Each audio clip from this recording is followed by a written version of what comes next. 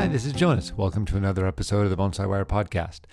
Today's episode features an interview with Richard Wright, a South African bonsai grower with some amazing stories to share about love and loss and how bonsai can get us through some tough spots. I hope you enjoy our conversation. Thanks. I was struck by how thoughtful the suggestion you originally made about what kind of a discussion to have. I'm like, wow, you've got this whole thing planned out. It's a topic that everyone has touched on to smaller degrees, and it sounds like it's been a major part of your bonsai experience over the years. And that's why I just instantly saw the note and thought, oh, definitely, that'd be a fantastic thing to talk about and investigate a little bit. Everyone has lost trees. Like that's just a common experience we all have. And actually, I know a surprising number of people who have at multiple times lost everything in their collection.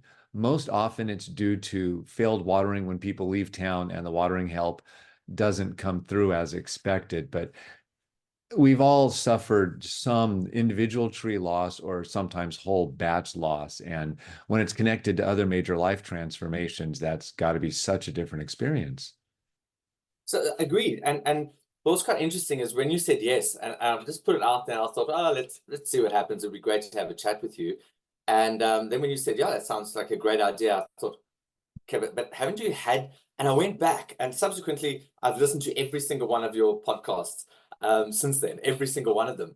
And you're right, there is there are a couple of podcasts on how do you pick material and a couple of others in terms of all the things that prevent it, but there isn't a single podcast that deals with this subject and in more detail. So that gave me a little bit more confidence. I thought, okay, fantastic.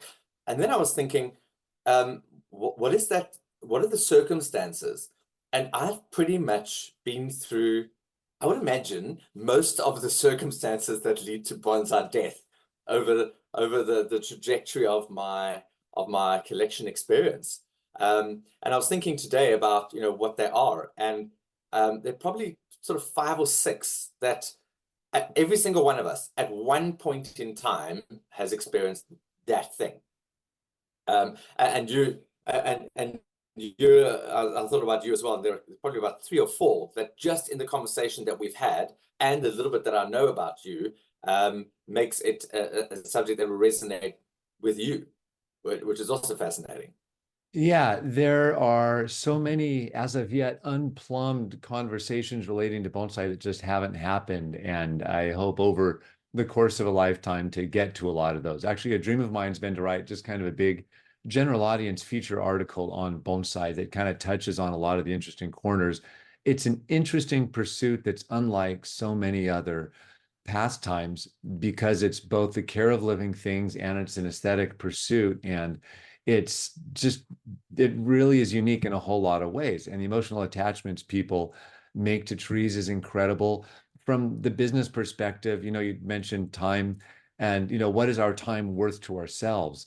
No one who ever sells a tree is going to get the money they've put into it. Like, it's just kind of a funny game when we talk about growing and selling trees as part of a business because no one gets that time weeding, fertilizing, watering, caring, styling, thinking, and then caring for. More and more, the longer I do this, the more I marvel at. When I see an old tree, I think, wow, no one really missed much of a watering for the last 30 years. That tree represents such incredible commitment. It is precious, apart from even how we appreciate what it looks like. When you think of the care and the emotion and everything that is required to get the tree that far. That's interesting. I've never thought of it that way, actually. And that's fascinating. So in a 30-year lifespan, it hasn't missed a watering that is significant enough, because it's probably missed some, but that's significant enough to do the damage that would have ended the life of the tree. So that's actually fascinating. And what's even more fascinating is the fact that we ascertain a value. So part of my journey was, like so many of us, you're a beginner and you just go and collect, and we are collectors. It's not called a bonsai collection for nothing. We collect. Yeah. And you're new and you're not entirely sure what to collect, so you kind of collect everything. And you go to nurseries and you collect all the gnarly old things. And most of those are trees that are gnarly and old and look terrible to anybody else. It looks like it might be this precious little diamond for you. Because it's been neglected, nobody's bought it. It's in the back corner of a nursery and it's probably suffering and it's on its last legs. But to you, it's like, wow, this is material. And you land up with all of these things. And you also land up with so many species that we're never going to make a great bonsai, ever, not in the history of bonsai. But somehow you might just, turn this thing into something precious. And then I think, like so many of us, you get to that point where you've got all these trees and you feel guilty every time you water them because you're not doing anything with them. And the reason you aren't doing anything with them is because they are really marginal material, but you can't just dump them because you're a collector. It's got to be worth something.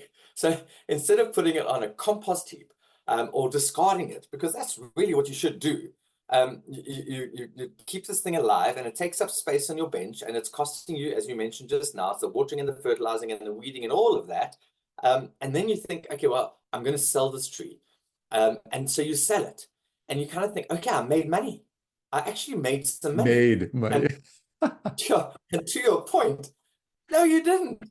Even if you covered what this thing cost you, plus the cost of the pot, plus maybe the media it's in, Yeah. how do you factor in the time? And the fact, and this is the valid point, the fact that this tree has stolen so much of your valuable resources, because that's what it's done. It's stolen valuable resources that would have been better spent or invested on another piece of material. So you've lost money. You haven't made anything. And so then what happened is that I created this bonsai business. So now I've got way too many trees. I've collected everything. I'm just collecting. I don't have enough time for everything. It's the trees that are really good are not being refined because I don't have enough time. And I need to get rid of trees to make space for other trees. But you end up with this business that you need to keep on collecting trees so that you've got trees to sell. It's a terrible, terrible conundrum. It's a real pit that you fall into.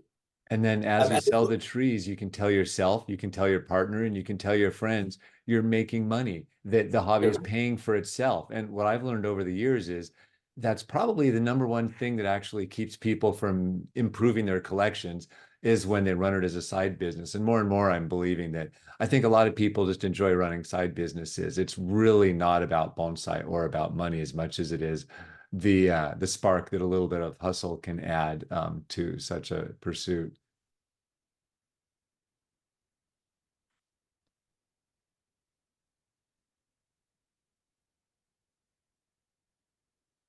Well, had the moment, my wife Deborah, when I got back to bonsai in a serious way, beginning of 2021, I just spent a whole lot of money and just literally my collection went from here to there in a very short space of time, and spent way too much money because I had to play catch up, and eventually got to the point sort of halfway through last year where I said to you, the guilt is starting to consume me now. I'm feeling very, very bad.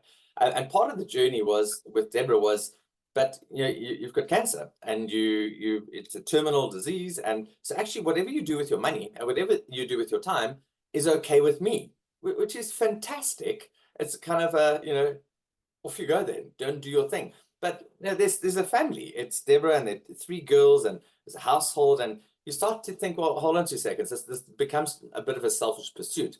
So I said to her, and it was voluntary, I said to her, here's the deal.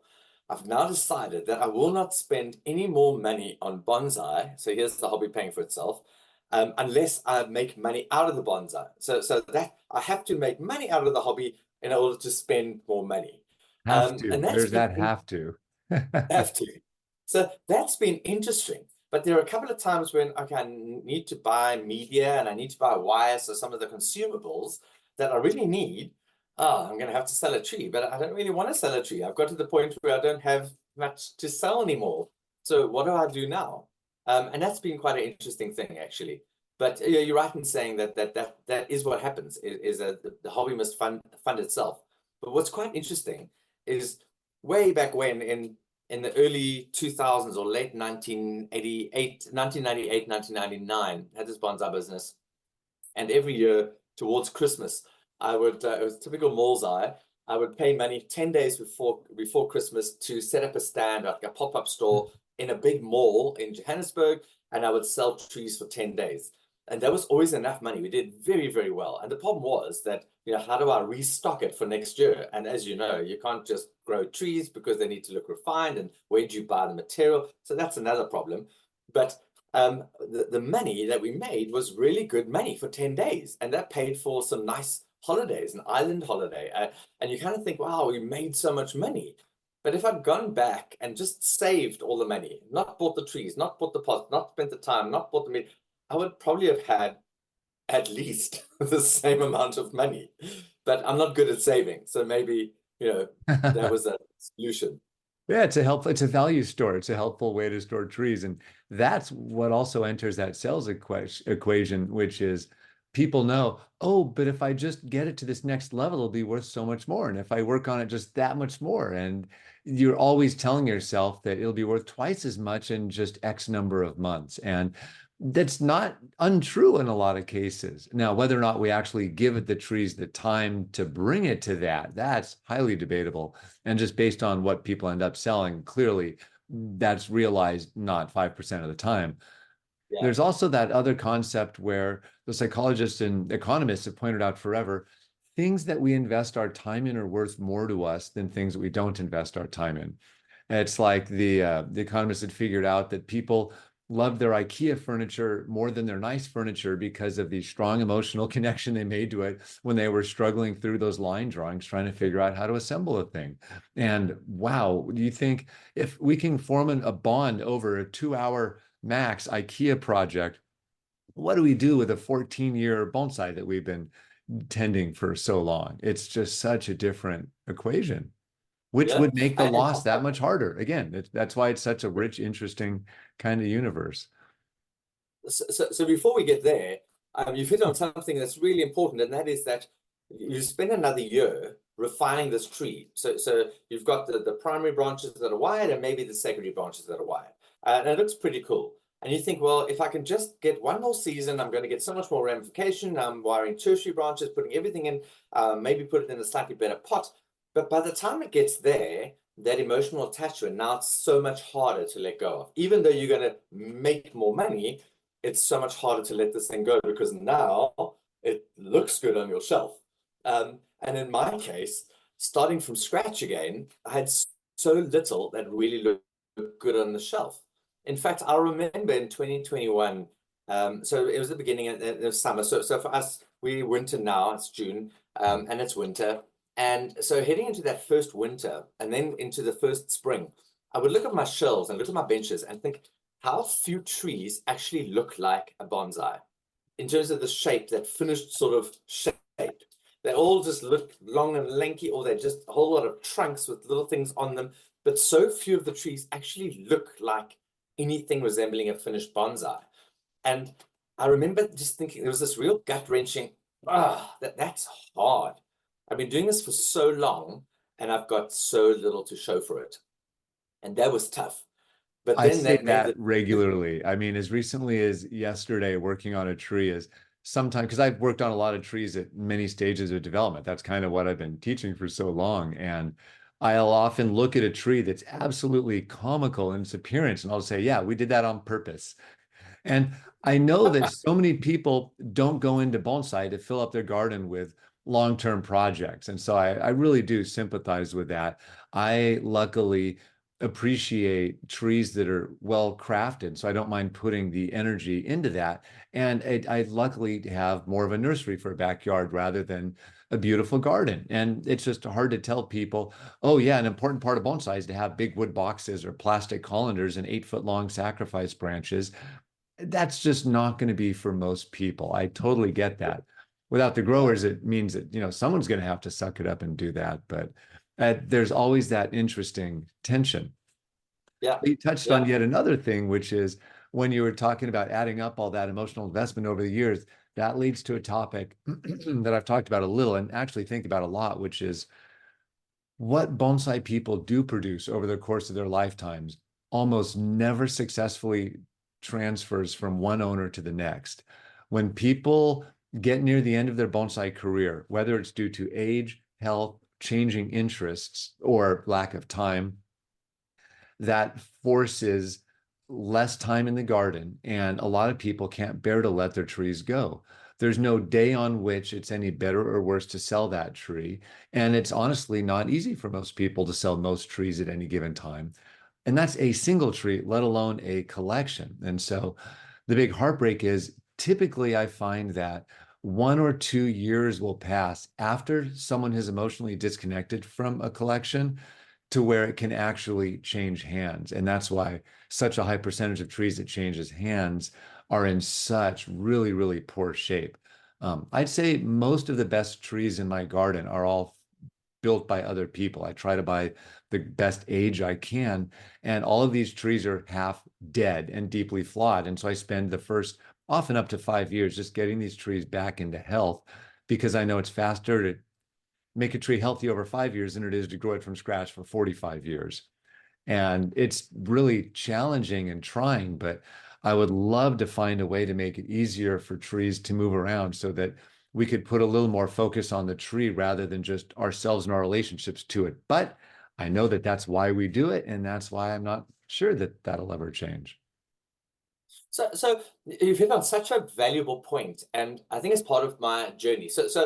Um, I think it's a mindset change, and your environment sounds very similar to ours here, and that's something I wouldn't mind spending a little bit of time on later. Is just what the South African bonsai scene looks like and how people trade in trees, what that looks like, and we'll get into that. But essentially, it boils down to people start something and stick with it. There's very little trees moving around, which is very different to what we see in Japan, where there are certain growers who, as you say, people that suck it up, and all they're doing is growing trunks, or they're trees in the ground, or they're growing one specific species or certain species, and then it gets auctioned or sold to another nursery, and it gets worked on, and then it gets sold. And so one or two of the trees that I've been fortunate enough to get imported from Japan, I always want to ask about the history of the tree. Where did this tree come from? And we've got this idea of this, Japanese professional in a great, nursery somewhere in Kyoto, and this tree's been there forever, and it's never like that. In fact, half the time you can get nothing more than it came into my garden 2 years ago, and now I sold it to you. That's That's it. about right. And that kind of blows my mind a bit, because it's like, but hold on, that's not my concept of bonsai. And I think that's what needs to change.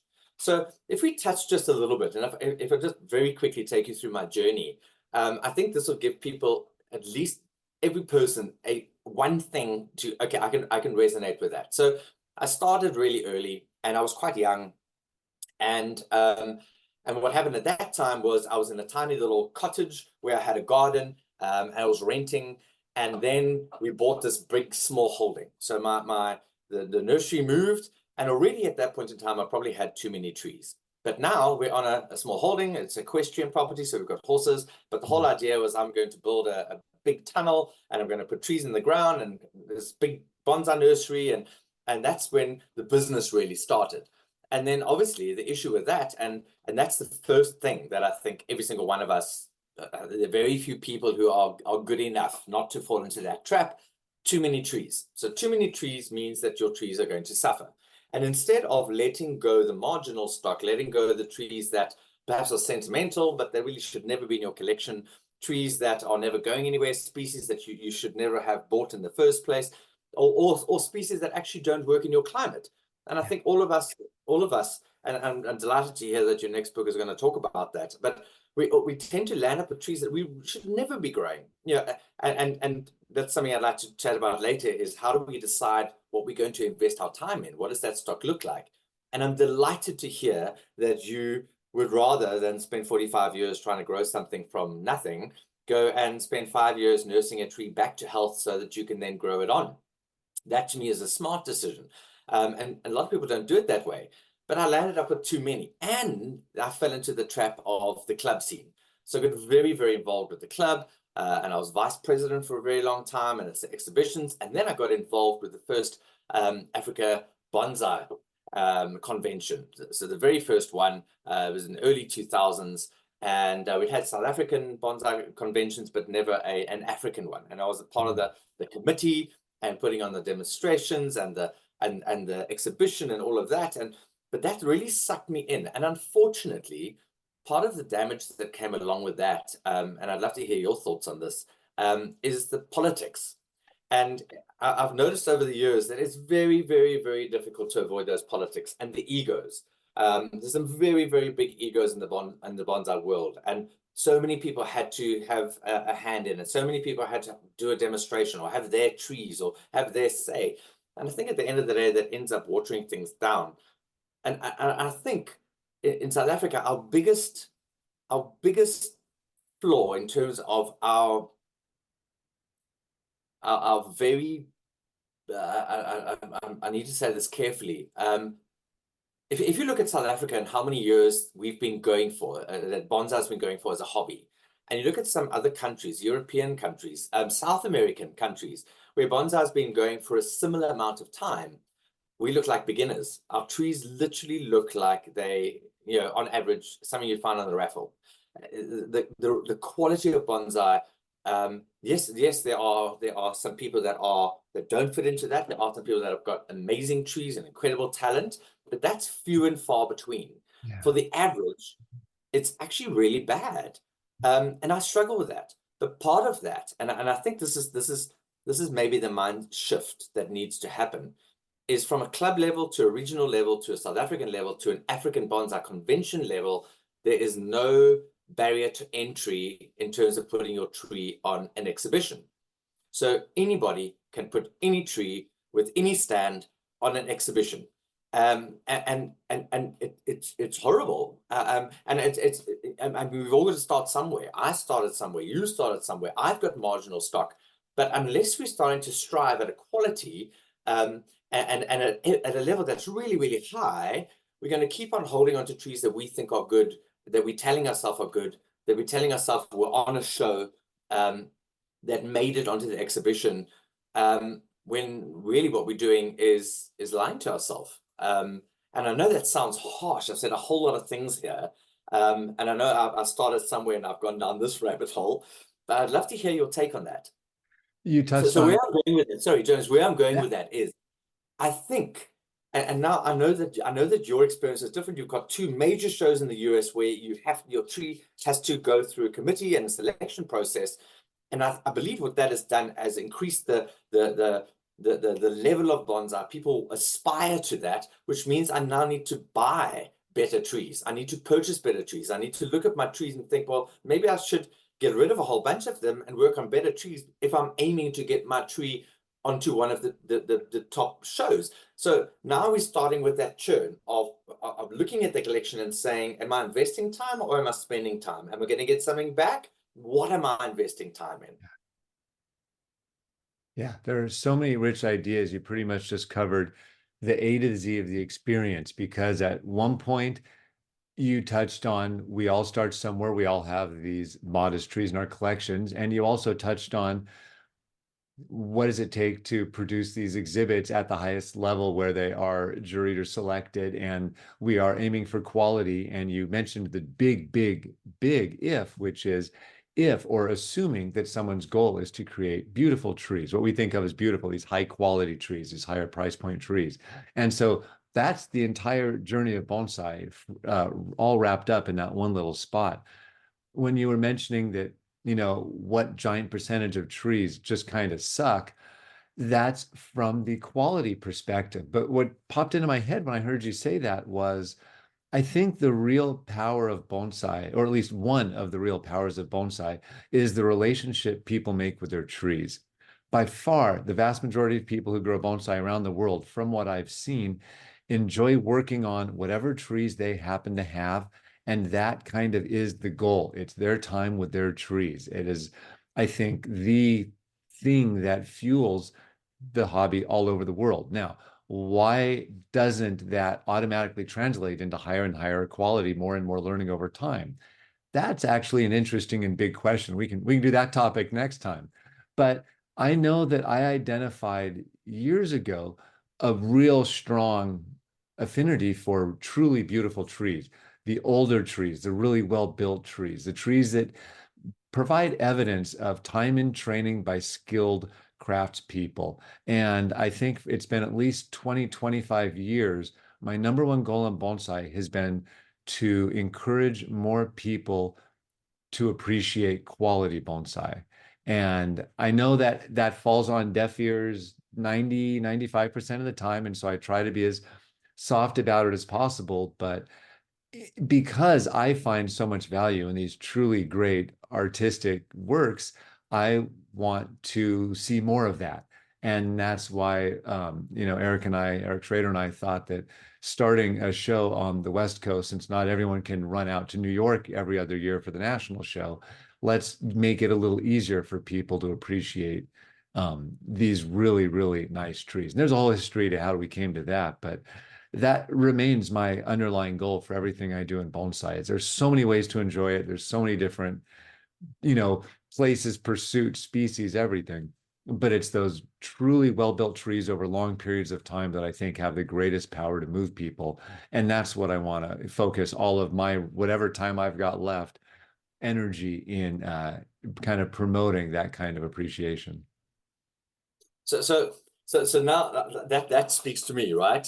And now we go back to that journey. So I moved about 600 miles. It was from inland to the coast, and there was this massive big truck, and the whole bonsai collection went with me. And but before that, I just ran out of time. So my trees and changed. So this is something else that everybody will resonate with. I changed jobs, and the job suddenly stole all of my time. Weekends, holidays, I just had no time. And we had some staff that used to stay on the property and take care of the horses and do the garden and even just weeding. One of the people would weed and then leave the weeds on top of the soil, and then I'd come back and I would start collecting pots. It was literally, okay, there's another one gone, and collecting pots, and I would try and explain about the watering and about the weeding and about and it just this person was a gardener and not a bonsai fanatic, right? So I watched a whole lot of trees dying. And I was so involved with the clubs as well. But then with the job changed, and a lot of us go through that, whether it's a job change or a direction with professional direction.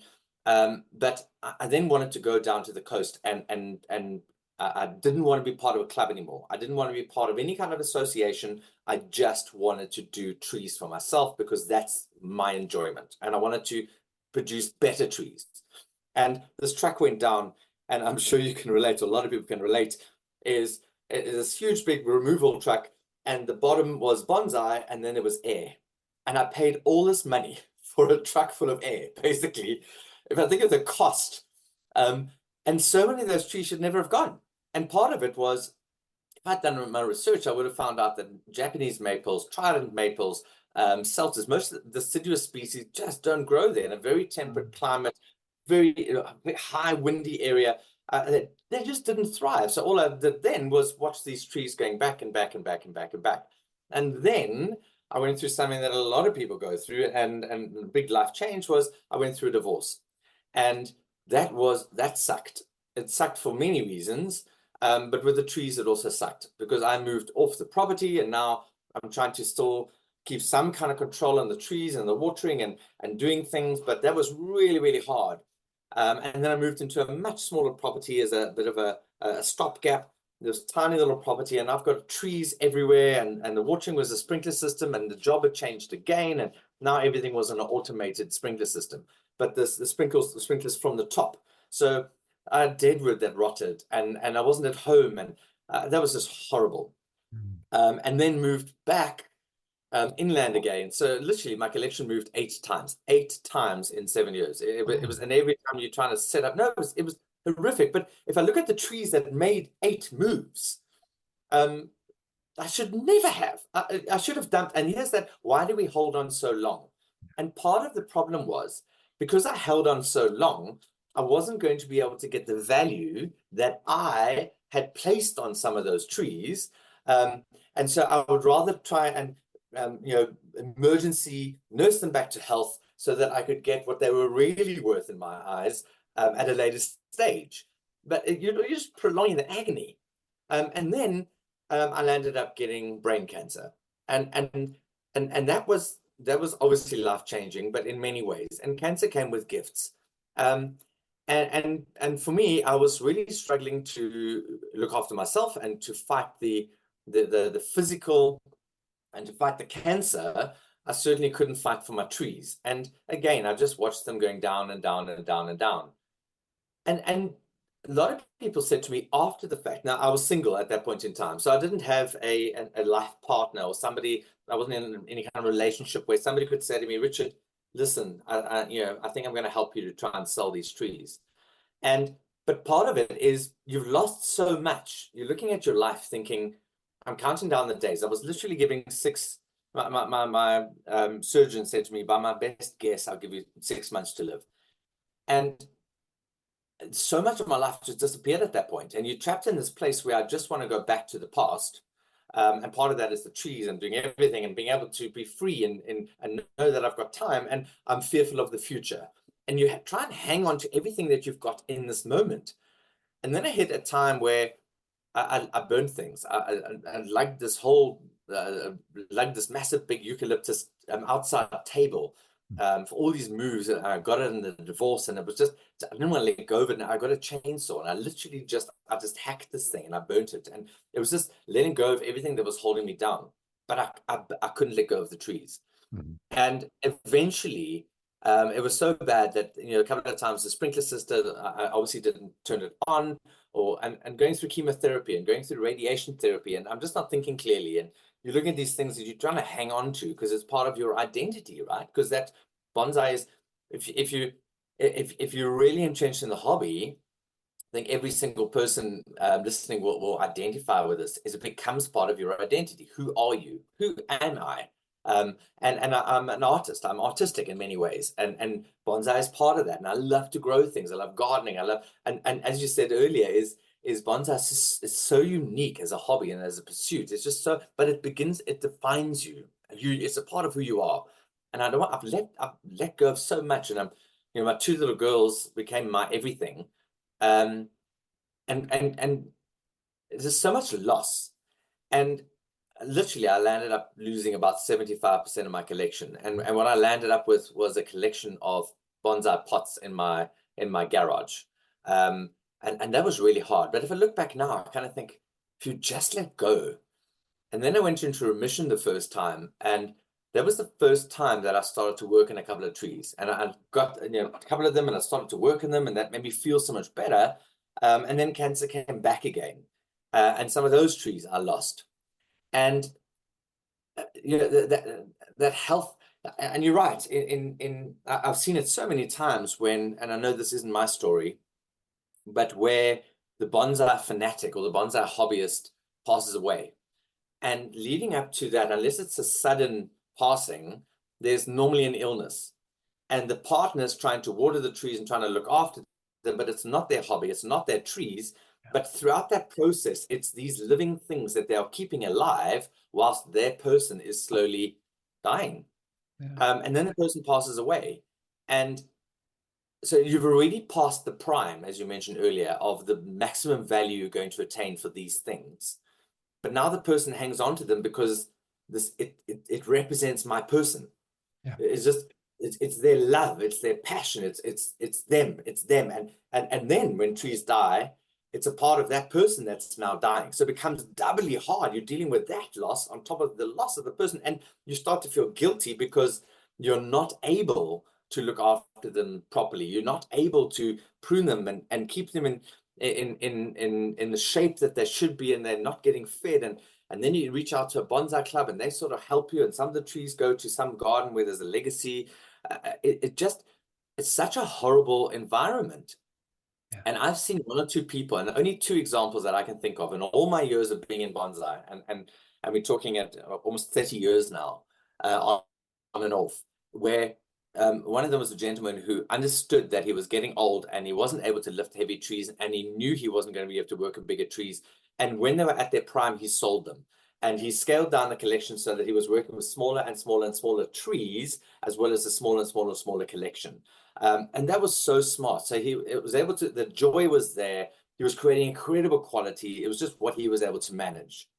And then another person whose husband, was very good from a business point of view, and just scaled down and scaled down and scaled down and scaled down until eventually the collection was down at about 15 or 20 when she passed away. But apart from those two examples, it just always seems to end badly. But then starting again, so I'd lost 75%, and that was really hard. And what made it even worse, Jonas, is which trees would you imagine were the ones that did survive? Not going to be the fancy, nicest ones. It's not the ones in the little shallow containers. It's not the ones with massive ramification. It's No, not the it's going one. to be a younger tree. It's going to be whatever the hardiest tree is, best suited to the Right. climate and neglect. Exactly. Or it's going to be the the trees that are in these big ass plastic containers or the wood Yeah, containers bigger that are containers, exactly. raw material. And now the ones that weren't so good, which is why you worked on the other ones that were in pots. And these were the ones that you just kind of lugged around thinking, I'll get to it, I'll get to it. Yeah. So here I'm sitting, but there are a couple of trees that were amazing that did survive. But now here I am, I'm starting again. And so I survived the cancer a second time, and then it came back the third time. And part of when I started up again was 2021, and I'm sure you'll all immediately think, oh my goodness, that's in the middle of the COVID years. And that was part of it, is that I'm also an ultra endurance athlete, and I wasn't able to do anything. Races were canceled, and I was kind of looking for some direction, and Bonsai was naturally it. And then created this garden together with my wife Deborah, and we just absolutely loved that. And Deborah fell in love with bonsai as well. But now we've got a problem, because if we go to a nursery and find a really nice swamp cypress, we've got to buy two, because I need one and she needs one. So you just end up, but here's the big but. We don't have a big garden, and I knew that I'd made some very big mistakes in the beginning, and we all do. Buying marginal stock, buying species we shouldn't have, buying things that are never ultimately going to be a good bonsai. And so what I did is I invested in better trees. So I bought trees from people, and I was prepared to pay some money, because now I don't have a lot of time and I've learned the lessons. I've lost so much. I don't want to be starting at the beginning again. So I kind of figured I would rather buy some really good trees, or good trees that are really good trunk and good branching, but they need the tertiary work to be done, or the refinement. And then the second thing is, instead of, and we all do this, we go to nurseries, or we look around and we see trees, and we try and figure out, well, where's the first branch going to be? Where's the second branch? Is there a back branch? What is the, and I knew that never works well. You're always going to land up with a tree that has got defects that are going to bug you. So I literally started with a full bench of just trunks. All I looked for was the base and the trunk. And they're all of them are long-term projects, but actually they're not. It's a lot quicker doing it that way. I learned that, than sitting with something that you're trying to massage into what you really want it to be. Right. And then the next thing, and I've learned this as well, is cutting from seeds. It is so much faster than you ever would imagine. I was amazed Yeah. at what I've been able to do in 5 years, not even 3 years, with seeds and cuttings and air layers. In fact, the air layers have been my best place to get stock. Yeah. But what I decided, and this is a big part of what I'd like to get your opinion on in terms of your views and how it's impacted your bonsai journey, is so I became I was a trainer and a speaker, but I resigned when I went into remission the second time, and I started my current business, which is called the Enrichment Project. And essentially, it's all about enriching people's thinking, enriching people's lives to create a better future. So I do that through keynotes, motivational speaking, coaching, individual coaching, executive coaching, facilitation. That's what I do, right? And the concept of how we spend our time, or what is the value of our time, and whether we spend the time, because time just goes. You're right, now the clock is ticking and time is going. Is what we are currently doing for me an investment of my time, where I get a return on my investment? I'm going to get something back on whatever I'm doing in this space in time, or am I just spending and I'm getting nothing back? And for me, this is incredibly valuable for me to get to sit down with you. It's definitely an investment of my time. I'm going to get something back from it, right? And I'm also hoping that people that might listen are going to be enriched by the experience of us chatting about our experiences. But essentially, it's this idea of yes, it's your hobby. And you touched on something very important is the emotional attachment and the psychology of it. We do it because we enjoy it. We do it because we're creating. We enjoy it because it's a side hustle. For whatever reason, we enjoy it. And that is the joy of something. But a lot of people look at bonsai and say, I'm doing it for the joy. So the time I'm spending doesn't actually matter because of the joy. But what I've learned in my journey is that there's far greater joy in trees that produce faster results.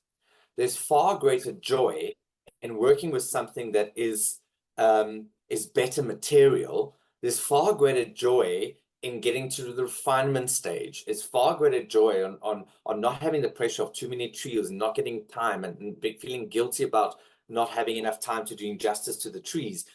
So essentially, something I've tried quite hard to chat to a lot of people about, and that is if you look at your collection, are there trees that you have where if you had to work out the value of your time, and that's quite hard. So I suggest that people look at the average bonsai professional hourly rate in South Africa. Um, and it's not a massive amount of money because bonsai isn't a big industry or big business in South Africa. So it's not huge money, but it's still substantial. And if you had to apportion that for the time, or even half of that for the time that you're spending on your trees, would your trees increase in value by that sort of amount? If you're wiring it, if you're shaping it, if you're decanning, if whatever you're doing, are you going to get back what you've now invested, or are you spending where this thing's never going to become a magnificent tree? It's never going to become something amazing. And if you look at the time and you add it all up, and you add it up over a 2-year time, the watering, the fertilizing, the weeding, what is the value of that time? And if you took that money, what sort of a bonsai could you buy with it? And that's fascinating. Yeah. You're always going to be able to buy a bonsai that is better than the one that you're working at that isn't going to get to that. Unless you are, previously you're working on something and you keep it for a year and it doubles in value. That's different because that is a smart investment of your time. And I started to look at my collection like that. And although it was hard because I even called the trees the survivors, the one they were like me, the survivors of everything that life threw at them. And most of them are sold Mhm. because I identified that I could do better with the time I've got left, starting again from scratch with something else, and I could make better decisions. So it was really hard, but I had to walk the talk.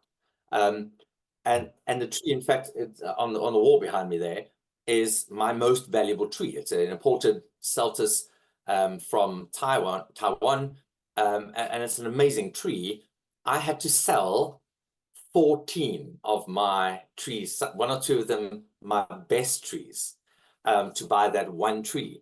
But it's a tree I'll never be able to create in my lifetime. It's a Mhm. tree that old tree. You look at it, somebody has tended this, somebody skilled, and to own that is a privilege. And I'm caretaking this thing.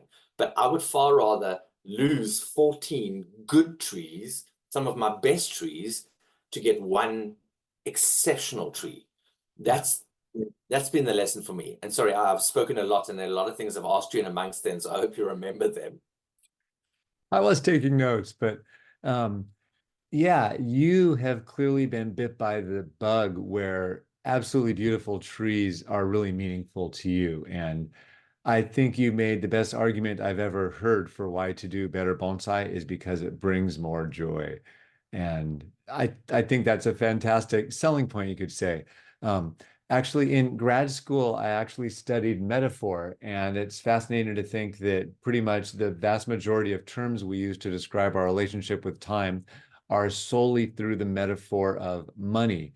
And so we imbue almost the entirety of all speech acts relating to time in terms of currency. And there's nothing inherent in time that relates to money that's exchanged, but it's a very good metaphor. And so we have that. But it's funny, it really does affect the way we not only talk about, but actually think about or conceive of, what we do with our time, which being a hobby gets us back to our bonsai, gets back to the money. It really ties a lot of that together.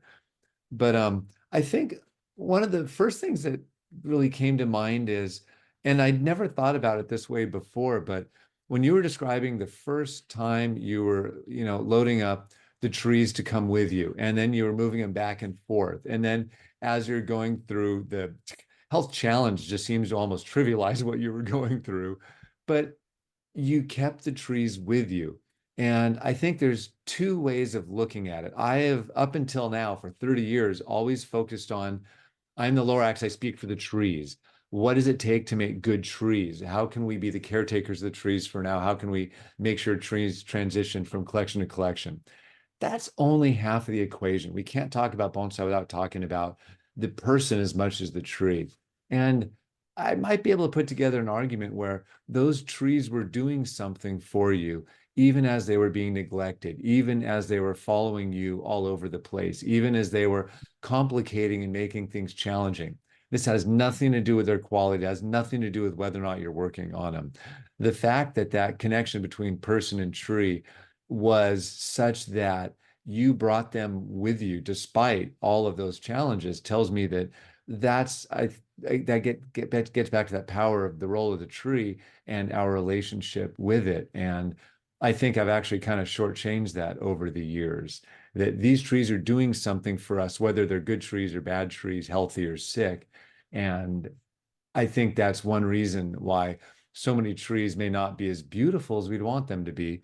And I think the best way out of that is then right where you landed at the end of all that, which was great trees can bring great joy. They have greater complexity, greater age, greater character, and they are just truly fascinating. And I think until you've spent a lot of time with really great trees, that it's easy to see a two-dimensional image and not be as impressed by it. When did you first start seeing really beautiful trees? What were some of your first experiences where you're like, what is that? So it's a that's a tough question for me. Before I go there though, Huh? there's just another thought that I had though is maybe I'm just a horrible hoarder in terms of We're keeping all things horrible hoarders when it and, comes to and not bonsai, just and about all of us. it's a shocker. So that is there is some truth in that as well. But the first time, so it was club, and I joined the club very early on, and but unfortunately, so there were some really great trees, but unfortunately, very little compared to what I saw in books and in magazines. So I started off. I've got Bonsai Today from number 7. I haven't been able to get anything older than number 7, so 1 to 6 is outstanding. But I've got all of them all the way through until they merged. And Bonsai International, literally, I was an absolute sponge for everything. In fact, if I had to turn my computer now, you'd see there's an entire bookshelf twice the size of this one, and it's just magazines.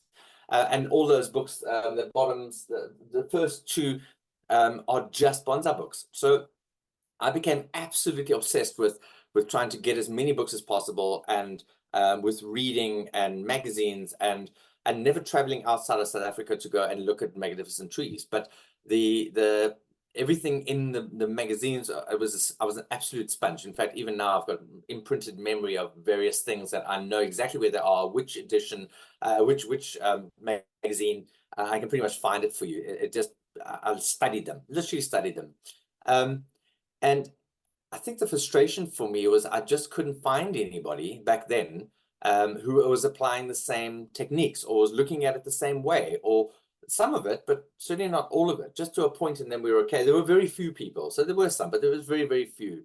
And that's always been a bit of a frustration. And that was part of the I just want to go down to the coast and I want to work on my trees myself, because I want to apply what I've learned elsewhere, and I don't want to have to lose any of the time and it sounds very selfish, but it did become like that, to give to other people. So there was bonsai courses and beginner courses, and giving back to the club, and going to all the club meetings and going to the regional meetings. And a lot of the time I would come back and think, well, what did I actually get from that? What did I actually learn? And I wanted a bit of time where I could apply that. I think though, what was hard at that time is even then I had too many good trees. So I built up quite a good quality collection, but there was way too many trees in that collection. So this has become a bit of a barometer for me. If I only have one day this week, and that's the only time I can spend on my collection, which tree am I most likely to spend it on? Or which trees, if I line them up and it's repotting, which ones? And I know some of them bud earlier than others, and it becomes a little bit skewed, or there's sort of seasonal work. But which are the trees that I will work at cost of anything else, and which are the ones that if I don't work on this season, I'll get to next season, or they'll be able to last another season without a repot. They'll be a little bit weaker, but they'll be okay. Mhm. And we've got to listen to that voice that says, if you don't have a burning itch to invest the time on this tree, it shouldn't actually be in your collection. Um, and that is really hard because we have this attachment. But I think one of the biggest things that happened this time is when I sort of stopped before everything went pear-shaped. There was about 2007, 2008, and only got back in 2021. So much has changed. So now you can see great trees through YouTube videos of collections, or of YouTube videos of exhibitions. Um, People watching people working on their trees. And when I back in 2007 was some of the first times you could get bonsai focus, and there was a little you could scan little like a barcode, and you could go to the video online. That was like one of the first times, and it was almost still that dial up where you had to dial up. Remember that, and the connection, it was horrific. But it was some of the first times you could see the videos. But now everything is so completely different. But again, it steals so much time because the videos cost time, and again, then I'm talking about the cost and spending time. But you're right about the metaphors. But it's so much more accessible. And then trees being imported, it was nothing like that back in the day. So one of the things that changed dramatically for me is now, for the very first time, I was able, and it's very limited. There are one or two people in South Africa that import, and only a limited number of trees that come in. So it's still extremely, extremely hard. And the trees are expensive. But it meant that for the first time, I could work on trees that I'd only ever seen, quality I'd only ever seen in magazines, or species that I'd only ever seen in magazines. And I'd do the research and make sure that they would survive here. But there again is the learning that from the beginning, I'd wanted the quality. But in the time that I had, and with the material I had, that's a lifelong quest. And when some of your trees have got there, or getting there, and you lost them all and they've died, how do you start again? And here, for the very first time, I was able, and there's the joy of being able to have this tree in my collection, a joy of having a Saskia azalea that with a trunk this size that I would never be able to grow in my lifetime. And here was this tree. I've looked at them in magazines for years and years and years. And that joy, and wiring this, and this is in my collection. Um, that was mind-blowing for me. And then when you realize that, you realize I learned so much from those trees. And looking at one or two other people who'd also, the importer of the trees, Terry, having a look at his garden and the trees that he'd imported. And for the first time, I was actually able to study these trees that I'd only ever seen in books. And that was a mind shift, and was a game changer for me. If I'm going to, I don't want to spend time on anything that is going to rob me of being able to either create trees similar to this, or have trees that are at this sort of level. That was massive. Yeah, the many is the enemy of the few. And yeah, I have to actually talk about that at length in the new book because it's important. I got so darn lucky that I started working with Boone Monikativi part, and he had that same insight as you did, where he was looking at these magazines, the early issues of Bonsai Today, and he said, why do these trees look different than the trees I see around me? I know there's a better way to do this. And he just started to try to line up the trees he worked with in person with what he was seeing pictures of. And then it led him to go to Japan, and it led him to start a club where the focus would be on the show. And we all promoted the idea in the club that if you want good trees, then you've got to cut down the collection. And so I'd say most of us dumped giant numbers of trees. And we all came to the conclusion that depending on the species and your goals, somewhere between 10 and 20 trees is a lot if those trees all have potential. And with more than that, it typically means people are going to have to start giving up on quality. And that was just how I grew up in bonsai. I got really, really lucky that I just started. And I think just personality wise, those ideas worked with the way I think about these things. So I take it then that you currently have between 10 and 20 trees in your personal collection. Yeah, I've got like the worst of all possible worlds is so I'll also say when I first started bonsai, I asked Boone, why aren't there more good pines around? And he said, we can't import them. And I said, well, if we don't start now, we'll never have them. And I was foolish and 22 at the time. And so I've been growing pines from seed for 30 years at this point. And so because I've got all these different trees at different stages of development, I can tell little lies to myself, like, oh, that one only takes so many minutes of the year and only so many feet on the bench. You'll love this. Several years back, I got rid of the 100 worst trees on the property. And you know what? The first thing I noticed was the very next day, What was that? the next worst tree. No I didn't way. miss any of them. My eyes immediately went to, well, I could make it 101 really easy. I could make it 102 really easy, you know. Yeah. In other words, I also find those trees compelling, and I've been considering shopping for some very, very nice trees lately.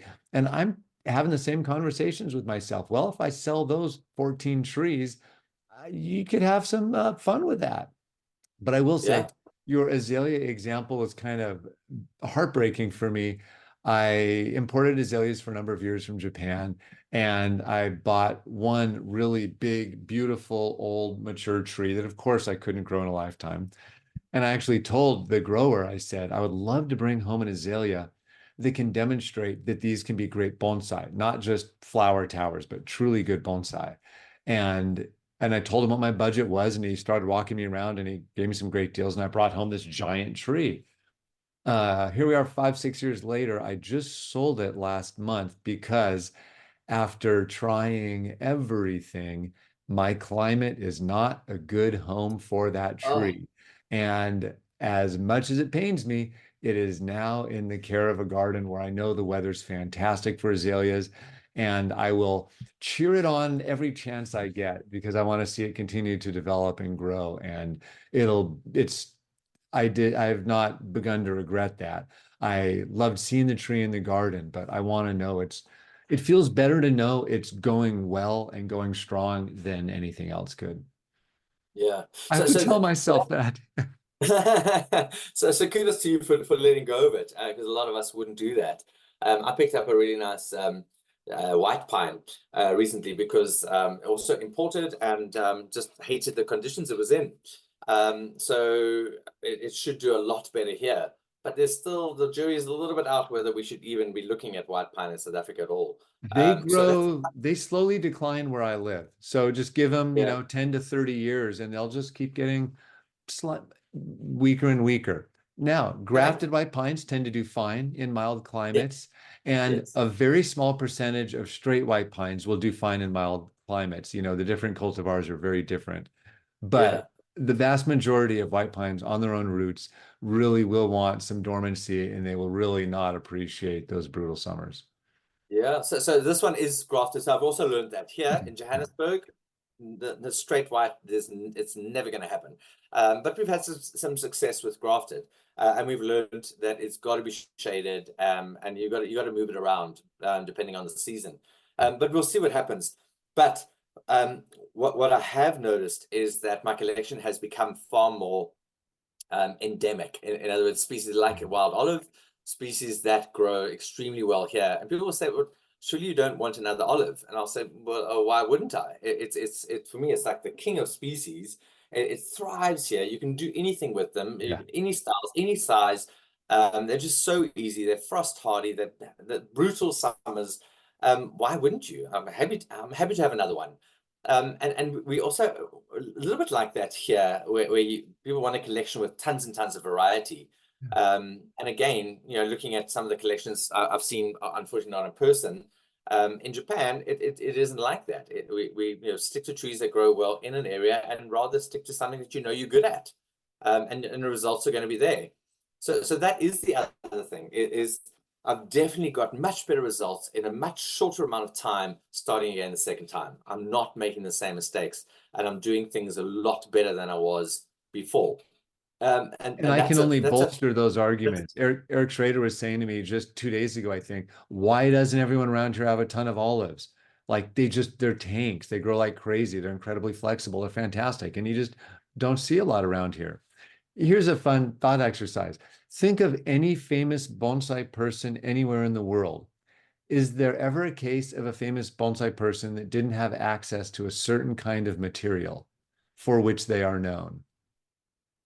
true.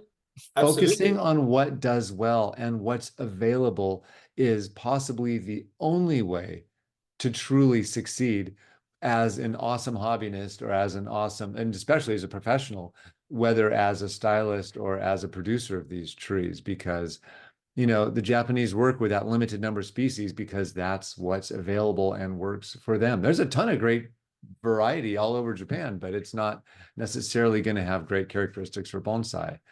But when you look at, the people in North America who focused on North American species, why have they risen to prominence? Because you can dig up another one. And so there's a lot of dig up collections.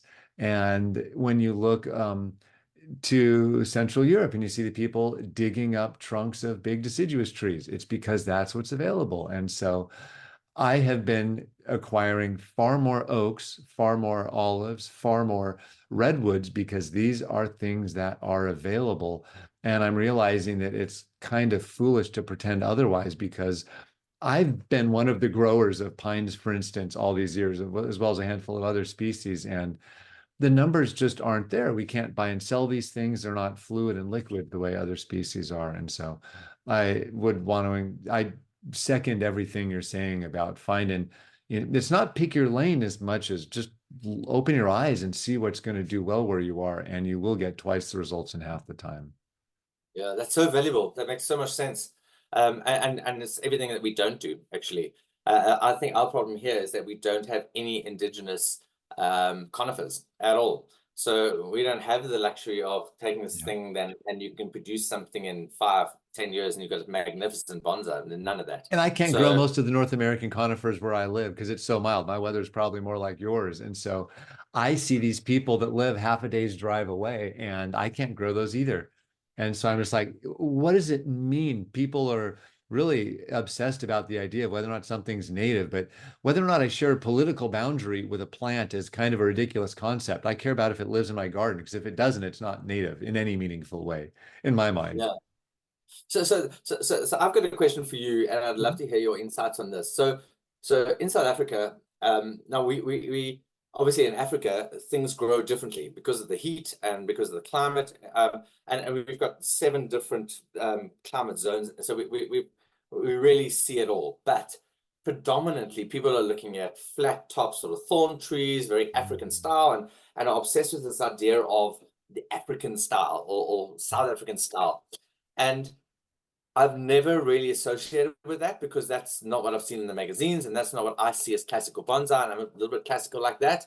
Um, so it doesn't appeal to me, but I love being in the South African bush. I love going to, and viewing these trees in the wild. But for me, it's almost a bit of a lazy way of doing bonsai because it's so easy to grow anything in that style. It grows up, and then you just let it grow, and very little wiring involved. It's kind of becomes quite lazy, really. And I've seen very few of them that are very few. There are some, but very few that I think are convincing and incredible old trees grown in that style that also look like incredible bonsai. Um, so that means though that we are trying to style our trees, or if you're like me, I'm trying to style my trees in a way that they don't grow here. So like for instance, olives, and yes, it's a broadleaf evergreen, so it should have a rounder crown. But I mean, you can do anything, as you know, you can pretty much do anything with an olive, and you can create very convincing looking Japanese type styles or trees in an olive, but then it's not an olive. I mean, then it's not a natural olive.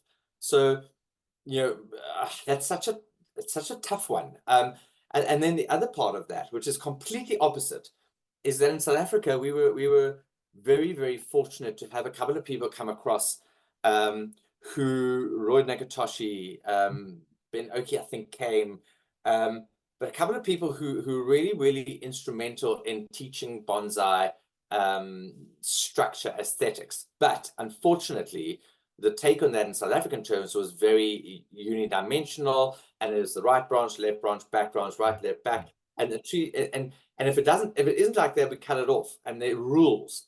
So most South Africans are absolutely obsessed with the rules. If it's on the inside of the branch, it comes off. If it's bar branch, one of them comes off, which is just so limiting. Yeah.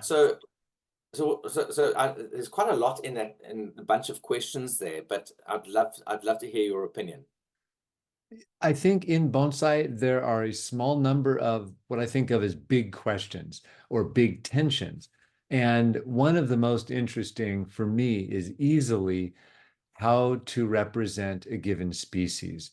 And is the job of styling an olive to make it look like an olive or to make it look like a bonsai? And that's not always the most helpful lens for even, I think, considering the question. But there are some species where it's obvious when you grow a maple, it's likely to look like a maple, give or take. But there are some species where, like you mentioned, azalea. Azaleas are shrubs, and you could apply the same to quince. You could apply, flowering quince. You could apply the same to like boxwood, Yopon holly. A lot of these things are shrub form. There's no shape.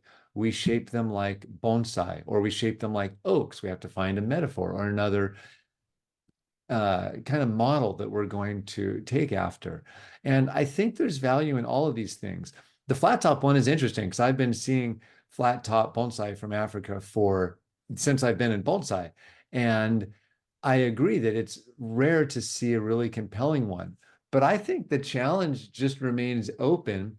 Can someone imbue a tree with that flat top style in a very, very highly technical, time-based approach where I want to see 25 years of careful trimming where what if we do what the Japanese do? Take what you might see in nature and then dial it up make it look a little older, make it look a little exaggerated. What if it had just crazy, crazy structure going up in there and the number of divisions was technically impossible for 90% of the population to maintain? Like I would want to travel to see that tree. And what if it, instead of just being horizontal, what if it had just the tiny subtle differences that you actually see in plains trees in Africa, where you could start seeing a little more artistic license as opposed to the model? I think there's a lot to do with that. And I'm pretty flexible in my approach because I don't do well with saying they should do X and not Y. But I find that as we see things really well executed, we create those compelling exemplars, and that might spark someone else's imagination. And I don't want to completely let go of, obviously what made bonsai in Japan. And that's a very big part of my garden and what I've been doing and teaching forever. But I kind of want to encourage people to do as much outside of that as possible because maybe something along the way will strike a chord. And I think we've all seen examples of that in different parts of the world. I mean, I just think the that's a really, popularity of the flat tops is a good example. I think it's a really good answer. I quite like that actually. It works for me. And it's funny that you're saying that. So I've been looking online. I got rid of all the thorn trees I had. So I don't have any, not a single thorn tree in my collection or nothing. So I know you can create something a flat top and I like that slightly. I love what you said. But you can use any number of species. Yeah. But I really do. I was thinking the other day, and I thought I'm quite vocal about it. So why don't I challenge myself to actually do exactly what you've just mentioned? So I'd like to start with something that's already 20, 30 years old that somebody's been working on. That's the trick is you need to find that trunk that's going to be an awesome starting point for that project. And so that might be a focus and again, until something else attracts your eye and maybe that's someone else's job to make that tree, but that's what it's going to take is if you can find that 30, 40-year-old starting point, whether dug up in a garden or just coincidentally good or some old neglected bonsai that no one knew was out there because the guy did it in his backyard by himself forever and then invest all of your vision, time, and technique. That's where I think the truly special stuff can start happening. And as you say, it won't take that long. Yeah, no, I agree with that. So one of the barriers to entry with that is that the thorn trees just don't like being collected. So there's some Ah, incredible trees out there, but they've got a very big taproot, and the minute you mess with that, it's gone. So it has to be something that has been in a nursery bag or a nursery Mhm. container, and it's been growing for years from seed. But they are out there. They are definitely out there.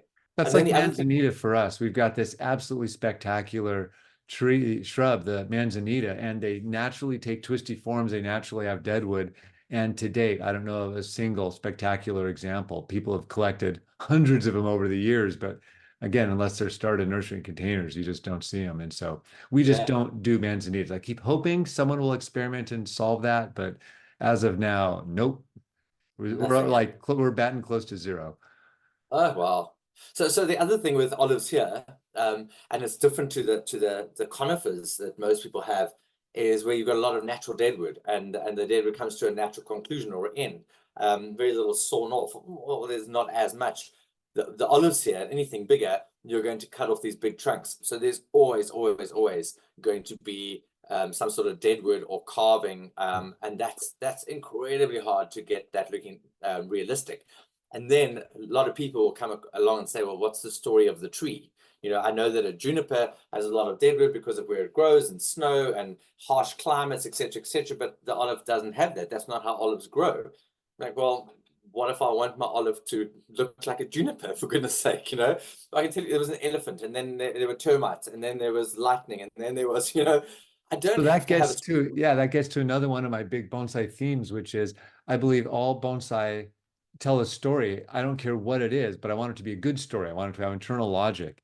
And the story, but at the same time, when I look to style a tree, I want to make the most beautiful tree possible based on what the trunk is giving us. Because there's always a little bit of a back and forth there is when you see a tree in an exhibit, there's what does the tree bring to the table, and then what do we bring to the table? How do we orient that trunk? How do we style it? How do we decorate it with branches? And so if an olive presents you with a gorgeous juniper style presentation, I'd want to give it that juniper style presentation. Who cares if it isn't olive-ish? It's like it's some level, it's bonsai, it's fun. And so those two might be at odds, but maybe the story is, you know what? I made a beautiful bonsai out of this. That's my Yeah, story. yeah. Yeah. So, and just one thing coming back, I love that. And something else on that, we started as a starting point where, people want gardens. A lot of people want gardens where they're kind of finished, impressive looking trees, and it's a garden, a bonsai garden full of trees. And obviously, in a garden like that, you can't have these massive, big sacrifice branches, and you can't have trunks, um, part of an amazing part of my journey is that I advertised one of my old Buddleia salignas, a really good species here. Very similar. It's called a false olive or a white olive. Mm. And I advertised one, and it was a survivor tree. And the person who came and bought it is exactly that. He's starting at quite a mature age and figures he doesn't have a lot of time and an incredible garden, and he wants these bonsai around his garden. And so he's landed up with probably about 30, 25, 30, and all of my best trees that I had. And the best part of that is I get to go and visit and consult and work on the trees. So it kind of somebody else has got them in a magnificent surrounding. The trees aren't going anywhere. I get to see them. He's talking to me all the time. And that's kind of the best. I get the best of both worlds, actually. I was able to use the money to improve my own collection, but I didn't lose them. So maybe that's something about your azalea. You can go and visit, and I'm sure Yeah. you'll get a phone call. So I'm looking at restyling it. What are your thoughts? Or look what it looks like. Did it flower like this in your garden? And then you can weep silently. Oh, I'll save a copy of the picture. It'll be great. So Yeah. that story with that client that has all those great trees, I dealt with something similar, and it's funny. It's taught me the value of, again, I keep learning that a lot of my own biases or preferences, that there's really great reason for the exact opposite of whatever I do or believe a lot of the time. And so I really like well-grown trees over long periods of time. What does that do to our supply? Boy, does it radically constrain our supply, unless I love teaching growers. Anyone that wants to grow, I've been helping growers just kind of on the side since forever, whether hobbyists or professionals, because I've spent a lot of time doing every last one of those stages of development. But I had a client ask recently, a couple different clients, hey, I've got this big hole in my garden that needs some beautiful trees. Where can I shop for trees? And you put on your acquisition cap and you think to yourself, everyone in bonsai buys starting points and then they develop from there. There are no bonsai marts where you can just go and buy whatever you want. That said, that question instantly brings up a wonderful justification for why we need what people will call, hurry up, ready made, do it quick bonsai. The people that are digging up trees, wiring them once, and patting themselves on the back for a job well done are filling up gardens of trees that, as you said a long time ago, look like bonsai as opposed to these things that are in process. If someone's looking to get started, if we don't have people making trees that look good right away, we have no way to help them. And it Agreed. doesn't mean that those trees can't get better over time. And at some level, it doesn't mean that we can't do all of these different kinds of approaches. I'll always have a love for the one, but it's just become really, really clear recently how important it is to be able to try to find creative ways to help people out. And if that means putting a silhouette on something that I wouldn't dream of putting a silhouette on for a decade, that means that if everyone was like me in that case, so many people wouldn't have trees in their backyards, and that'd be silly. Yeah, no, I like that. So what's interesting is that I called my bonsai business Super Rushy Bonsai, which is a thing of beauty. And so much of what I was selling was anything but a thing of beauty. It was those silhouettes or very commercial trees or little lollipops or molesai. Um, and now there's no ways that I want to call I want to have a business that it just doesn't feel right. But that's the starting point. And I mean, that's how I started. I was 7.5 years old, and I just stumbled across. I was with my parents. We went to this botanical gardens in Cape Town, Kirstenbosch, beautiful, and there happened to be an exhibition on by the local club there, and I'll never forget even the smell of one or two. And that was my first love of forests. In fact, that's something else that I learned. If you want to start quickly, plant forests. You get such a pleasing, quick result in a very short space of time. I've had a lot of joy with that and fast results. But I was so taken that I asked my parents for some money, and I think they thought I was going to get a cool drink or something. And I came back with this little tree from a sales table. And they were like, "Wow, okay, you bought a bonsai." I'm like, "Yeah, love." But it was probably commercials, twig in a stick in a pot, horrible thing. But that's the starting point. And again, but that's the dangerous slope of if that is what people see, and for most people in this country, the average person sees a bonsai as what you will buy in a store, which is just horrible. It's anything but bonsai. Um, how do you educate? Then we're looking at the quality and having to go through a jury selection to get a tree on show. Oh, and let How me do we make that create? even more complex. When you're dealing with a publisher with a bonsai book, they don't want to see good trees on the cover because the average person identifies those sticks and pots as bonsai. Ah, And that's what's showing up in commercials and TV shows all the time now. It actually goes full circle. How it's a really interesting challenge.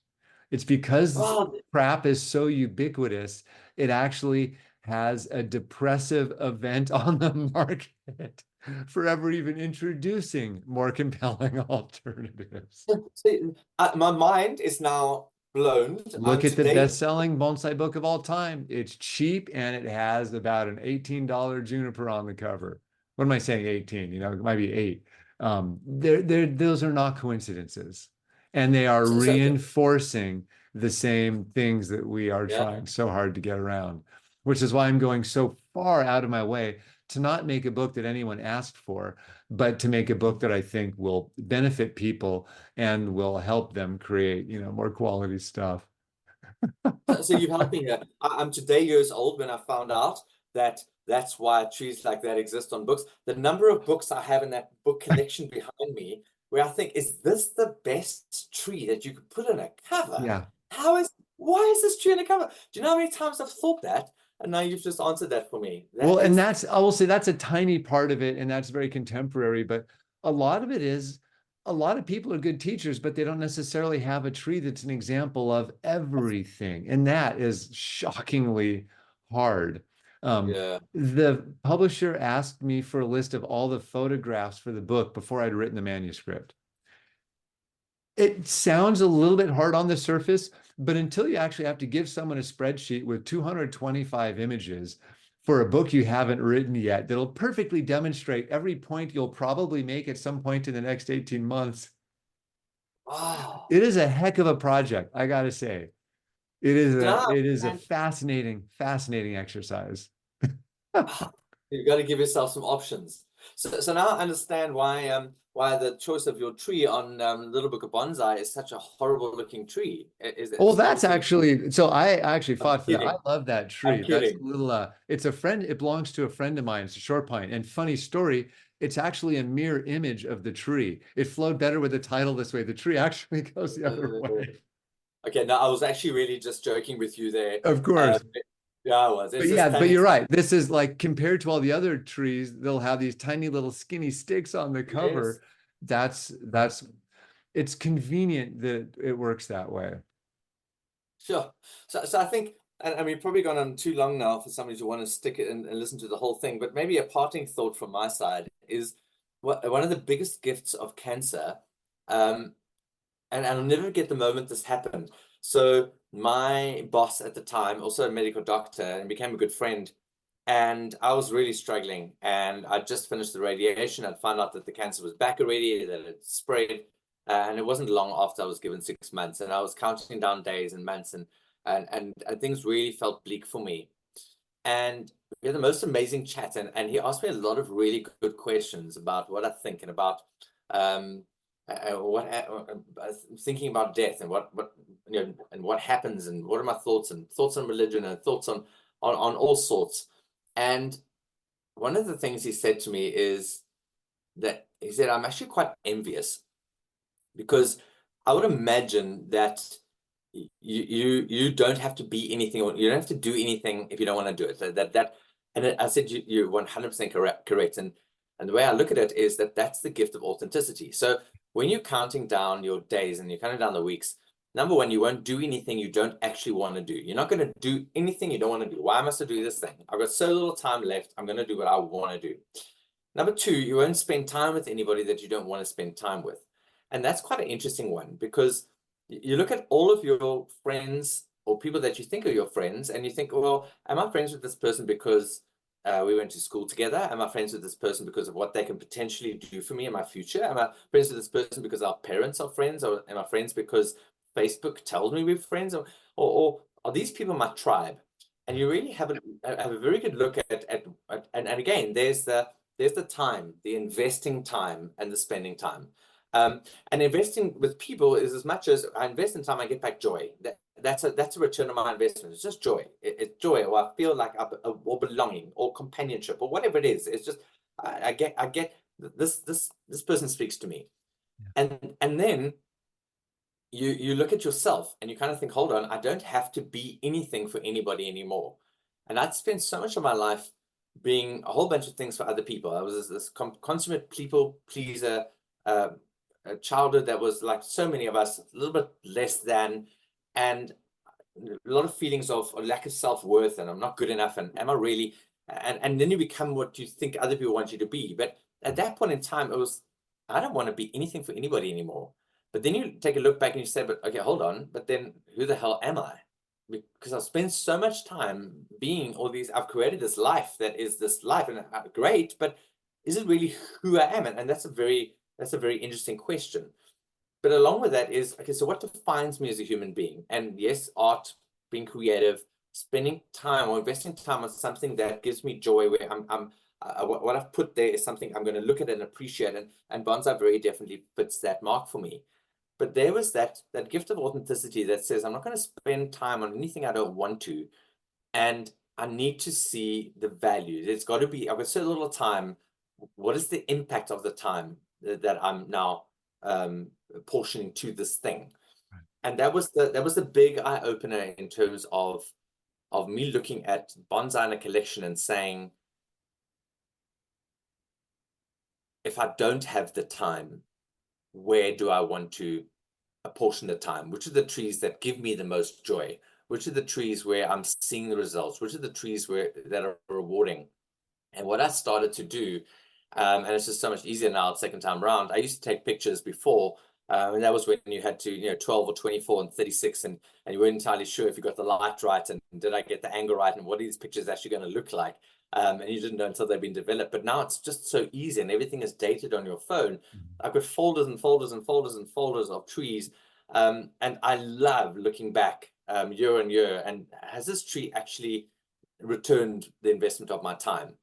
And I'm always fascinated by how they change and how quickly they change, and yet you don't think that they do. But the ones that haven't responded, the ones that just aren't, that I'm frustrated or what, that's a wonderful way of identifying you've done nothing in this year. In this year that I've, and yes, I might have bought you because one of your projects where I'm buying a 40-year-old trunk and I'm going to start again, but I didn't have to, but and I have to nurse it back to health. But if it isn't responding the way I'm doing everything I possibly can, and if I don't see it moving in the right direction, I'm really sorry, it must leave. And for the first time ever in the past couple of years, I've taken trees and I've taken the wire off, shaken the soil off, and I've put them in the rubbish bin. And I've never done that before. And it's such a liberating feeling of you just don't deserve to be here. My time is more precious than you. I choose not to. And that authentic self of knowing what I want to spend my time on, and the return on the investment has been massive. Unfortunately, and I will say this, so now I've been in remission for, and they don't even say that anymore. Now it's just NED, no evidence of disease, for about 10.5 months. It is so easy to fall back into those traps again. Oh, I've got time. I've got time. So come into my collection, you tree of little value. It's okay, but it's that whole check every time, checking yourself, checking yourself. And I forget who it was. I listened to a podcast. One of the UK bonsai professionals who moved to the States, and started workshops. And at the workshop, bring your best tree, or bring a tree you want to I was work just on. going to bring that up. It was, yeah, I was just going to bring that up. Colin Lewis. Who is that? Yes, that's it. That's it. Yeah. I love that. And the best part of that, so bring your worst tree and put it into this container, whatever it is, and that's it. You just got rid of one of your trees. But other people who are at the workshop who don't have trees, that you can take a tree out of that and take it home with them, and that is maybe the best tree that they've got in their collection. What a wonderful way of recycling trees. Amazing. Yeah, it's funny. We do a big fundraiser in the San Francisco Bay Area every year where everyone it's like the easiest place to sell trees. Everyone brings them to this one sale. It's a huge sale. People line up for hours ahead of time, and everything sells super fast, super cheap. And it's a great way for people to move material. But the quality of the trees is so low. If I were running the event, I might organize it differently, like a gun buyback program, where I would just take them off the street. I would literally pay people for them and just throw them all away, because it would just get them out of circulation where they can cause more harm than good. Because you said the magic words. If you care about quality in your collection, the number one enemy, the one type of decision that'll outweigh all other decisions you'll ever make in bonsai, is what you bring onto your property. Because we're smart. We can make it healthy. We can make it better. We can make it more valuable. We can justify it a million different ways because we are so good, and we can do all these with our bonsai powers that are our rewards for so much hard study over the years and our investment in ourselves in courses, professionals, videos, what have you. But if anything's preventing us from working on the best tree in the garden, whether it's because we have too many trees or something's distracting us or needs weeding or watering or fertilizing, that's where quality starts to suffer. Now, what you've given us is the absolute best life example of a focusing exercise. Authenticity is so often the result of that focusing process. I know you've worked with lots of people on these kinds of topics. What have you found is an effective way to bring people into a focusing frame of mind when we don't have a sword hanging over our head, when we don't have a challenging diagnosis or life situation? Have you come up with something with others you've worked with that is a kind of an entry point to that kind of thinking? So that's a great question. And so the second book, so the first book I wrote was called The Power of Purpose. And essentially that is, it's your why, it's your reason. And it's almost always, purpose is always almost outside of yourself. And for me, the big reason for not wanting to die was my two little girls. And at that point in time, like so many people, when I went through a divorce, I don't think there's such a thing as an economically viable divorce. It is always going to cripple you financially. It doesn't matter. And mine did. And it was a massive hole in debt. And I tried to save as much money as I could, because I had to pay to bring the trees back to Johannesburg. I'm just kidding. I had one of the things I had to do, but obviously I needed money, right? And I canceled everything I didn't think I needed to have, including my life insurance, because I was an ultra endurance athlete, really, really good, world champs, Ironman, Kona, Hawaii, qualified, top amateur athlete, African champs, something I was really good at. And so you lulled into the sense of I'm titanium, I'm undefeatable, I don't need life insurance. And then when I got brain cancer, I hadn't reinstated life insurance, and I actually couldn't afford to die. Although I was back on top of things financially, I certainly wasn't in a position where I could leave my two girls, and I could feel that they looked after in any way, shape, or form. So that was it. And then obviously the just watching what they went through, I can't die. So the book is about the purpose and what is purpose. But in researching for the second book called Path to Purpose, identifying 6 steps along a journey of more purpose, and interviewing 36 amazing people who are all fueled by their purpose. And interestingly enough, a number of them, people have achieved unbelievable things, weren't able to actually put a pinpoint, this is my purpose. And only looking back, picking up the breadcrumbs, you put together this loaf of bread and say, oh, okay, that's what it is. Fascinating, actually. Yeah. But what I learned is that purpose, I used to think it was a goal, it was the end point. Mhm. And I think this is going to resonate a lot with people listening.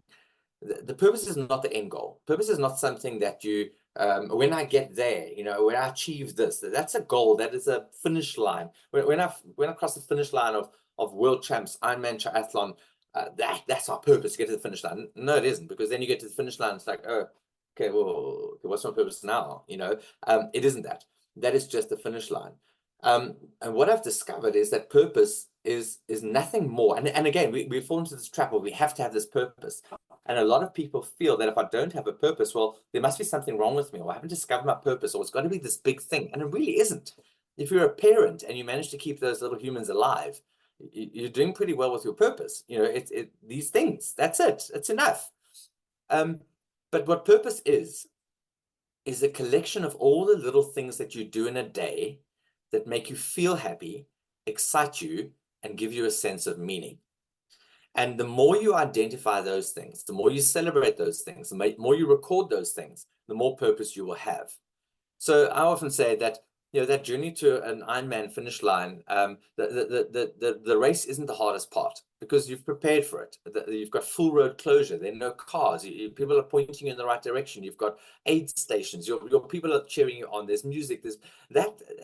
It's getting up in the middle of winter in Johannesburg, and it's freezing cold, and it's pitch dark outside, and you dress like an Eskimo.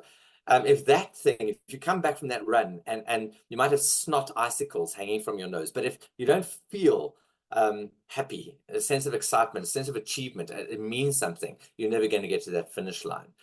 Mhm. And so a simple exercise I get people to do is to identify what are the things that make you feel happy. Because that very often is what defines us as a human being. What makes you feel happy? What excites you? What gives you a sense of meaning? Um, and that is often enough in terms of that reset to focus on the things that really matter.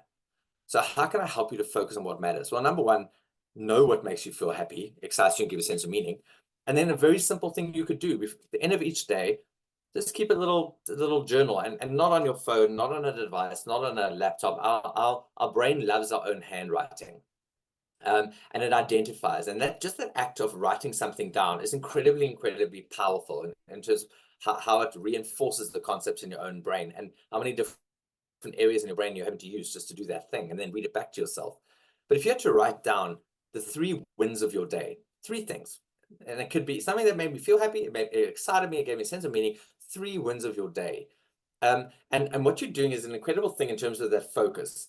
You think of something and like, oh no, that's not a win. And immediately I need to put that aside because that's not what I'm looking for. And I look at something else. So immediately you're doing this, which focuses you in on those things that are making you feel all that good stuff. You're writing it down, you're reading it back to yourself, you're going to bed with that thing. You're waking up the next day and you're looking for those wins. And what happens is quite curious. After about a 7 to 10 day period of doing this every day, you start to think at the beginning of the day of things that you can put into your day that are going to make it easier for you to report back as a win. In other words, you're changing your behavior, you're changing your actions and behavior. That's the holy grail. That's what all of us want, is we want to change, who I am is a collection of thoughts which determine what I do. And we want to change what we do. How do I change that? Just by changing my thinking. But all I'm doing is a simple little thing as I'm focusing on the things that make me feel happy, excitement, give me a sense of meaning. And for me, I'm going to give you one today. Because of autumn, all the leaves falling off. I haven't been at home all day. My wife's been watching for me. I've got somebody else who's been watching for me. Today, it was the first time in about 10 days I got to water. And I spent probably triple the amount of time I normally do because I'm watering away leaves off the trees. I'm getting rid of dead leaves on the benches. I'm cleaning up and tidying up, and I'm visiting with my trees. And what a win for me, an incredible win. And again, but remember, purpose is something outside of yourself. And I think that ties into the emotional thing, the attachment. I have an impact on this thing. I've got to keep it alive. I've got to fertilize it. I'm trying to create this image in my mind for what I see as the potential of this thing. It's outside of myself. My purpose is on a hobby that is outside of myself, creating these things that are living on their own. And what I get back, I just made that link for the first time. I think that's thank you. I just took something very powerful out of this for me. It's not not an inanimate object. I paint something, it's on the wall. Yes, it lives outside of myself and it is there, but it's inanimate. This thing is more than that. It can't survive without me. That painting can survive without me. That picture can survive without me. My tree cannot survive without me. It's purpose outside of myself. Yeah. And actually, the outside of the self is one of the important parts, because at some level, these things can survive without us, but they can't survive without that care. And we are currently responsible for providing that care. Correct. Well, So I don't know if I answered your question there. You did. You actually gave an incredibly simple equation that is a feedback loop that can actually spin up to be as big as it needs to be to encompass any life, which is identify wins of the day. And then over time, you find that you're starting to engineer your day to give yourself wins. And even if it's taking place at that game level, it's still not a game, because it's your life and you're actually filling your time with a higher and higher, hopefully, percentage of days with wins that theoretically can become more meaningful. So I thought that's a fantastic way to do it. It's more than just give thanks or just do this, or not that there's anything wrong with any of those things, but you gave us that whole equation, which is the reason we identify these things is not just to celebrate and appreciate them. That is a great part of it. But that over time, we're actually trying to live our lives. And that if that's a score sheet of a day, a score sheet of a life would be the broader highlights that unfold over time, or just the fact that we're making better decisions that give ourselves more wins over time. Just hearing you say blowing the leaves off the table, in my mind when you were describing that watering, I was just thinking, check, that's a win. Like, I got that one. That is, I left my world in a better place than it was yesterday. And tomorrow when I go outside, I'll notice the weeds, and then I'll pull the weeds, and then I won't notice that the day after that. And then I'll notice that tree's anemic, so I'll fertilize, and you just keep building like that. And that's a good way to, specifically in that case, have a relationship with your garden, but give yourself those things that you're feeling good about. So I thought that was a fantastic answer to the question. So when I first clocked that was when I was really, really struggling and divorced, and I had my girls for 1 week, and their mom had them for 1 week. And I'm really struggling, but I don't want my girls really to know about the cancer, because my job is to protect them from that as their parent, and kids deserve to be kids, right? And I realized that feeling, no matter how dark it was, no matter how depressed I was, no matter how I was struggling, just to wake up and my girls were in my home, that made me feel happy and gave me a sense of meaning. To wake them up, that warm feeling, kiss them in their ear, say I love you, it makes me feel happy. Going to make breakfast, or they eating breakfast while I'm making their school lunches, and just those simple little things, no matter how bad it is, when we learn to identify, because what we're not taught to do, and this, Jonas, is quite sad actually, we're taught to identify the negative feelings. This is what anger feels like. This is frustration, because these are bad. You mustn't have them. And we taught to identify feelings as being either negative or positive, good or bad, which it isn't actually. We're a plains animal, and every single one of those feelings is a result of a trigger, and that trigger is it's a valid feeling for that trigger. Right. And we have anger for a reason, frustration for a reason. It's how we handle them, but we're not taught to identify what happiness feels like. Your parents don't say to you, this is happiness.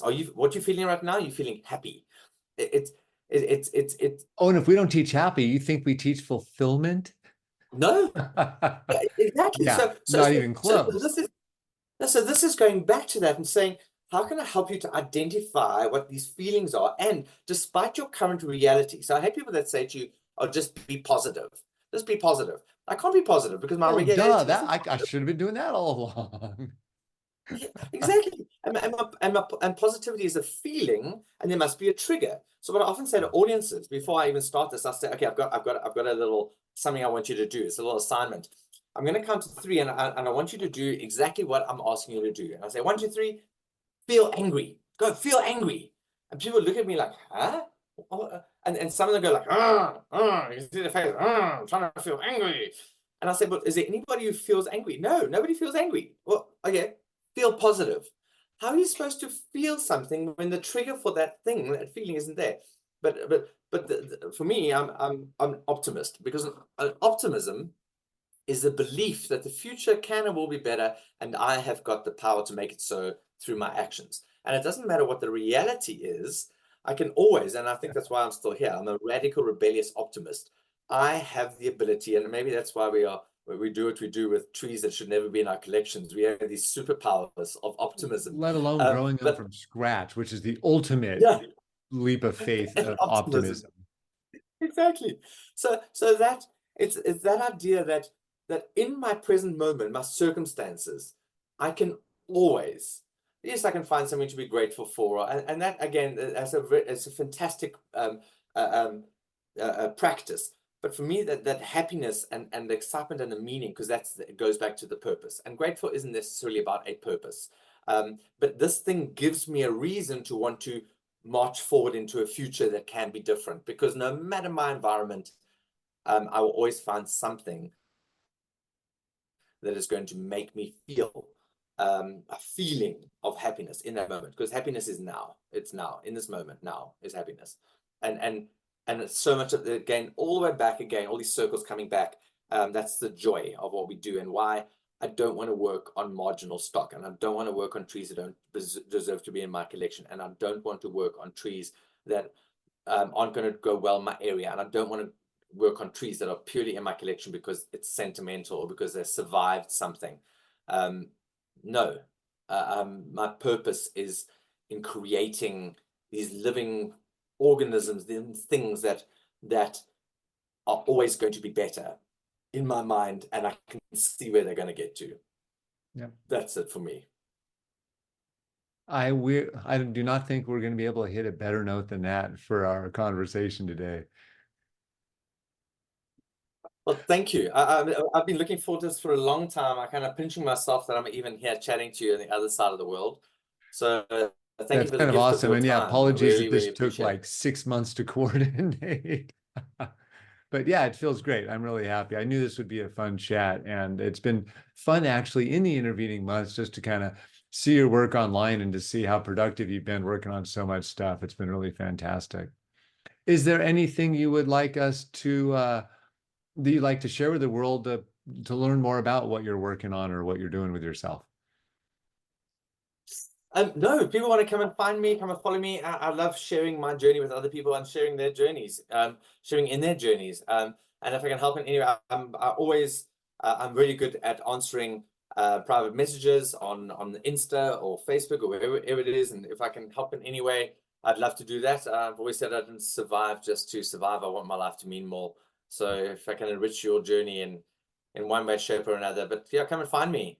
Please do reach out. And if there's a need, if you've got a need that I can fill, that's also fantastic. What I learned in COVID is how small the world is. I actually spoke more outside of South Africa than in fact in 56 countries than I did in my own country. It was amazing. That's cool. Yeah.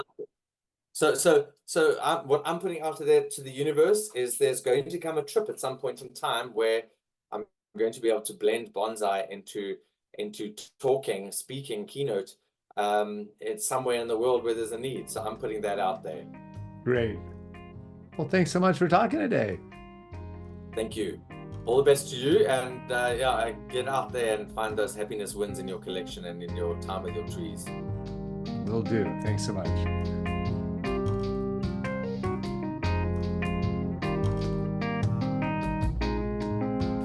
The music on today's podcast was brought to you by the fine folks at Blue Dot Sessions. Check them out at www.sessions.blue.